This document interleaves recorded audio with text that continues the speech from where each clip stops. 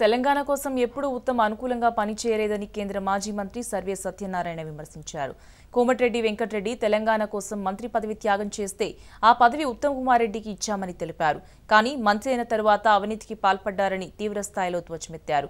చేసిన అవినీతిని ఎక్కడ బయట పెడతారో అని పార్టీకి కేసీఆర్ కు ఉత్తమ్ తాకట్టు పెట్టారని ఆరోపణలు చేశారు. పీసీసీ అధ్యక్షుడిగా ఉత్తమ్ను, తెలంగాణ కాంగ్రెస్ ఇన్ఛార్జిగా కుంతియాను పదవుల నుంచి తక్షణమే తప్పించాలని డిమాండ్ చేశారు. తెలంగాణ ఉద్యమం కోసం చిత్తశుద్దితో మంత్రి పదవికి కోమటిరెడ్డి వెంకటరెడ్డి రాజీనామా చేశారని, కోమటిరెడ్డి బ్రదర్స్ కు పార్టీలో మంచి సముచిత స్థానం కల్పించాలంటున్న సర్వే సత్యనారాయణతో మా reporter Rajireddy face to face. Congress party నుండి సస్పెన్షన్ కు గురైనటువంటి కేంద్ర మాజీ మంత్రి సర్వే సత్యనారాయణ మనతో పాటు ఉన్నారు. వారిని అడిగి మరింత సమాచారం తెలుసుకునే ప్రయత్నం చేద్దాం. సార్ చెప్పండి, మీరు ఏఐసీసీ మెంబర్గా ఉన్నారు, కానీ ఇక్కడ పీసీసీ నుంచి మిమ్మల్ని సస్పెండ్ చేస్తున్నట్టు ప్రకటన వచ్చింది. దీన్ని ఎట్లా చూస్తారు? ఇప్పుడు వాస్తవంగా కూడా నిజంగా ప్రకటన చేసే దమ్ము ధైర్యం వాళ్ళకుంటే, ప్రకటన చేసేది అది కరెక్టే అనిపిస్తే వాళ్ళు మీకు ఖైదాలు ఇస్తుంటారు, లెటర్స్ పంపుతుంటారు అఫీషియల్గా. ఏ ప్రెసిడెంట్ నుండో ఏ హైకమాండ్ నుండో వస్తుండే, లేదు వాళ్ళే సంతకాలు చేసి మీకు ఇద్దరు. కానీ మీకు కేవలం టీవీ ఛానళ్ళలో చెప్పి, లేకపోతే వాట్సాప్లలో పెట్టి, యూట్యూబ్లలో పెట్టినందుకు మీరు నన్ను సస్పెండ్ అయిపోయిన సర్వీస్ అతనైనా అంటారు. నేనేమో సస్పెండ్ కాలేదు భయ్, నేను వెరీ మచ్ కాంగ్రెస్ బ్యాన్ అని నేనంటే నా మాట నమ్మి మీరు ఆ విధంగా మాట్లాడతారా? నేను మిమ్మల్ని సస్పెన్షన్ చేసే అధికారం ఏఐసీసీకి ఉంటుంది, లేకపోతే క్రమశిక్షణ సంఘం ఆంటోనీకి ఉంటుంది. కానీ వీళ్ళు ఎందుకు ప్రకటించారు? అసలు సర్వే సత్యనారాయణనే ఎందుకు టార్గెట్ చేస్తున్నారు?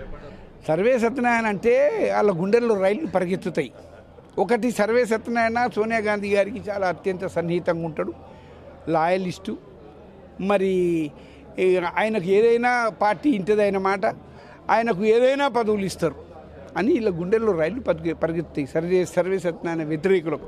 కాబట్టి మమ్మల్ని పదవీచ్యుతులను చేస్తాడో ఏమో, మా మీద చెప్పి మమ్మల్ని పక్కకు జరుపుతాడో ఏమో. వాస్తవంగా నేను జరుపుతా అని నేను చెప్పి మరీ చేస్తా, మిమ్మల్ని పదవుల నుండి దించుతాం.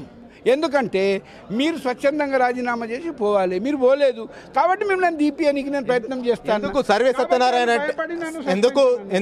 సత్యనారాయణ అంటే భయము? ఎందుకు ఉత్తమ్ కుమార్ రెడ్డికి సర్వే సత్యనారాయణ చూస్తే గుండెల్లో రైలు పరిగెడతాయి? ఎందుకు? అసలు ప్రజలను అడగాలి, కార్యకర్తలను అడగాలి. నేను అన్ని కూడా వాస్తవాలు చెప్తా. అండ్ నేను అన్నిటికంటే మించి పార్టీలో చాలా నేను అమ్మగారికి సన్నిహితంగా ఉంటా. ఆమె ఆశీస్సులు, ఆమె దీవెనలు నాకు ఎప్పటికీ ఉంటాయి. కాబట్టే నేను ఇంత గొప్పగా ఎదిగినా, ఇంత పెద్దగా ఎదిగినా. నేను ఎంపీగా రాగలిగిన రిజర్వ్ సీట్లో నాకు జనరల్ సీటు ఇచ్చింది, నన్ను కేంద్రంలో మంత్రిగా కూడా చేసింది. కాబట్టి నాకు ఆమె బ్లెస్సింగ్స్ ఉన్నన్ని రోజులు వీళ్ళకందరికీ భయమే ఉంటుంది నేనంటే.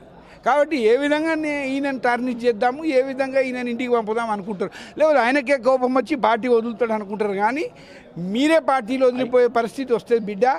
సర్వే సత్యనారాయణ అట్లా తక్కువ అంచనా వేయకండి. హైకమాండ్ ఇచ్చిన నా మీద కాదు, చర్యలు మీ మీద జరుగుతాయి. హైకమాండ్ ఇచ్చినటువంటి ఫండ్స్ ను దుర్వినియోగం చేశారు పీసీసీ. అభ్యర్థులకు ఎవరికి కూడా డబ్బులు ఇవ్వలేదు అనేది కూడా పార్టీలో పెద్ద ఎత్తున చర్చ జరుగుతుంది. ఇది నిజమంటారా? పార్టీలో జరుగుతుందా చర్చ? వాస్తవంగా వాళ్ళ మీద చర్య తీసుకోవాల్సిందే కదా. నేను అడిగిన దాంట్లో తప్పేమున్నది? అంటే ఫండ్ గోల్మాల్ అయిందని మీరు భావిస్తున్నారు? ఇక మీరే చెప్తున్నారు అందరు చర్చ జరుగుతున్నారు అని. వాస్తవంగా కూడా అవి జరిగినాయి. వాళ్ళ మీద చర్య తీసుకోవాల్సిందే, ఎంక్వైరీ కావాల్సిందే. ఈ హౌసింగ్ స్కీమ్ లో కుంభకోణం జరిగింది అంటున్నారు, నిజమేనా? అసలు కుంభకోణం చేశారా ఉత్తమ్ కుమార్ రెడ్డి? అది చేసిండ్రా లేదా అన్నది ఇప్పుడు రూలింగ్ పార్టీలో కేసీఆర్ గారు ఉన్నారు, లేకపోతే వాళ్ళ కుమారుడు ఉన్నాడు, లేదు టీఆర్ఎస్ పార్టీలో రూలింగ్లో ఉన్న టీఆర్ఎస్ శ్రేణులు నాయకులు ఉన్నారు. వాళ్ళని అడగండి, చెప్తారు. ఎన్ని కోట్ల కుంభకోణం జరిగిందని మీరు భావిస్తున్నారు? లేదంటే అధికారులను, ఐఏఎస్ ఆఫీసర్లను పోయి అడగండి, ఏమండి ఈ కుంభకోణం ఇలా జరిగిందా, అసలు కేసు పెండింగ్ ఉందా, లేకపోతే అయినది ఒకటి అది తీసుకోండి, అఫిడేవిట్. ఉత్తమ్ కుమార్ రెడ్డిది మొన్న ఎలక్షన్లో వేసింటాడు కదా, ఏ కేసులు పెండింగ్ ఉన్నాయి? మీరే చెప్పారు సార్ కుంభకోణం చేశారని, మీరే చెప్పారు. ఎన్ని కోట్ల కుంభకోణం జరిగి ఉంటుంది? అందుకే నువ్వు అది తీసుకో, అఫిడేవిట్ దాంట్లో ఉంటాయి, ఏ కేసు ఉన్నది, ఏ క్రైమ్లో ఇన్వాల్వ్ అయ్యింది అన్నది. దాన్ని బట్టి అన్ని సంగతులు తెలుస్తాయి.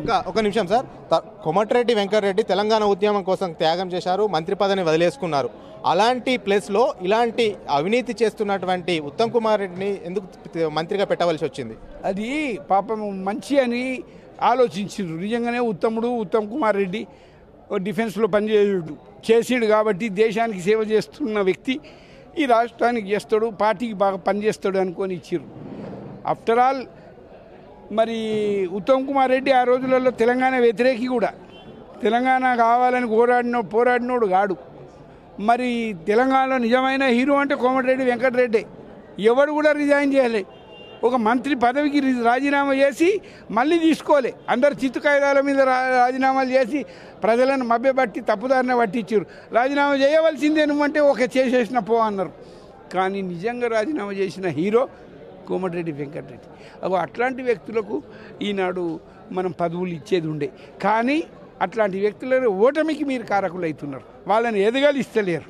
కాబట్టి కార్యకర్తలు ఉన్నారు, వాళ్ళెంబడి ప్రజలు ఉన్నారు, మేము ఉన్నాం. రేపు అవసరమైన కూడా హైకమాండ్ కూడా వాళ్ళకి ఏదైనా సముచితమైన న్యాయం చేస్తుంది, స్థానం ఇస్తుంది.